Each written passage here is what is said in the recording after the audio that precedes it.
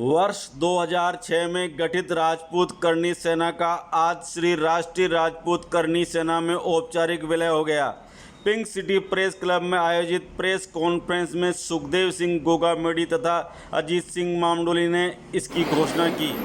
बोलिए करनी मात की जय, बोलिए करनी मात की जय। राजपूत एकता जिंदाबाद, राजपूत एकता जिंदाबाद, करनी सेना जिंदाबाद, करनी सेना। मंगवा दो ना मिठाई। आज आप देख रहे हो करनी सेना की स्थापना 2006 के अंदर हुई थी और मूल करनी सेना के नाम से आज करनी सेना को जाना जाता है। श्री राजपूत करनी सेना के नाम से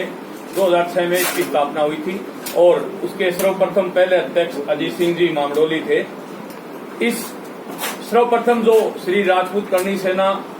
2006 में मूल बनी थी उसका विलय आज श्री राष्ट्रीय राजपूत करनी सेना में हो गया। अब दोनों मिलकर के एक हो गई हैं। अब पूरे भारत के अंदर 22 स्टेट के अंदर राष्ट्रीय राजपूत करनी सेना है और राष्ट्रीय राजपूत करनी सेना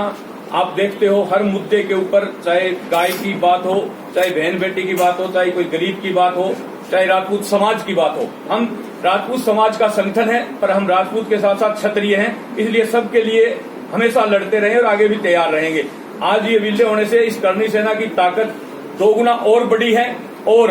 हम एक मुद्दे के ऊपर अलग अलग लड़ते थे, अब सामूहिक रूप से लड़ेंगे। करनी मात की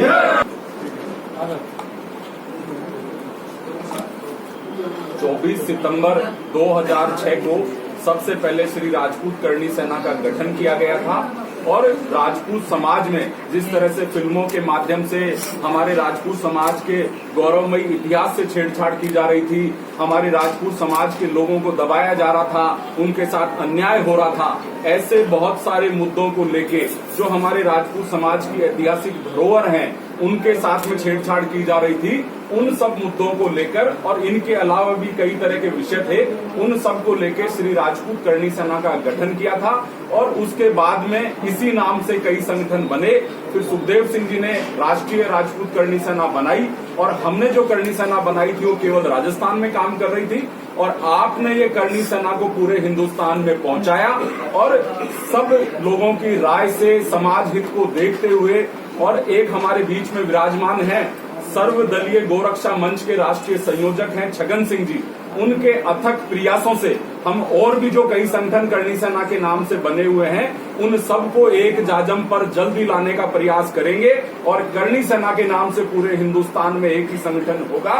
और उस एक ही झंडे के नीचे हम सब लोग मिलकर के काम करेंगे। और आज जिस तरह से वर्तमान समय में आपने देखा कि कोई नेता महाराणा प्रताप के लिए कुछ बोल देता है, कोई मिहिर भोज जी के लिए कुछ और तरह की बातें करने लग रहे हैं, फिल्मों के माध्यम से राजपूत समाज को गलत दिखाया जाता है और हमारे समाज के नेताओं के साथ, अधिकारियों के साथ, गरीब लोगों के साथ जो अन्याय हो रहा है उन सब की आवाज बनने का, उन सब की ताकत बनने का काम करनी सेना बनेगी। और इस नवरात्रे के अवसर पर कल 634वां जन्मदिन था करनी माता जी का, उस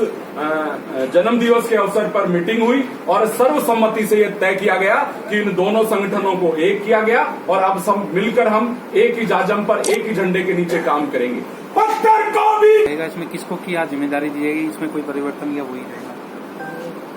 दोनों संगठनों को अब श्री राष्ट्रीय राजपूत करनी सेना के नाम से जाना जाएगा, जिसके राष्ट्रीय अध्यक्ष सुखदेव सिंह जी होंगे और राष्ट्रीय संयोजक की जिम्मेदारी मुझे दी गई है और दोनों ही संगठनों की जो प्रदेश की कार्यकारिणी थी उसको तुरंत प्रभाव से कल से ही भंग कर दिया गया है और बहुत जल्द दोनों संगठन के लोगों को, पदाधिकारियों को मिला करके नई कार्यकारिणी का गठन किया जाएगा जो जल्दी आप सबके सामने पेश होगी। ठीक है। अभी 1 या 2 दिन बाद में हमारी जो